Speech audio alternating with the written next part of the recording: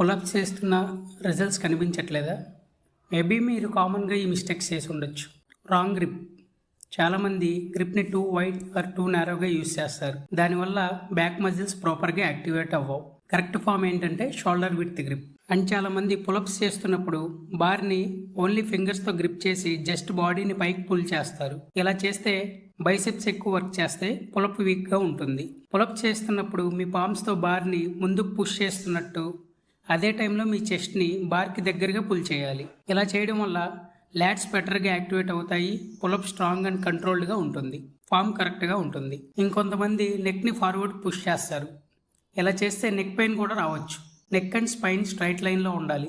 చాలామంది body swing చేస్తూ momentum use చేసి లిఫ్ట్ చేస్తారు. ఇలా చేయడం వల్ల మజిల్స్ వర్క్ అవ్వవు. కరెక్ట్ పులప్ అంటే slow and control movement. Body స్ట్రైట్గా మెయింటైన్ చేస్తూ బ్యాక్ మజిల్స్ని యాక్టివేట్ చేయాలి. కాబట్టి నెక్స్ట్ టైం పులప్స్ చేస్తే ఫామ్ మీద ఫోకస్ పెట్టండి. రిజల్ట్స్ ఆటోమేటిక్గా ఇంప్రూవ్ అవుతాయి.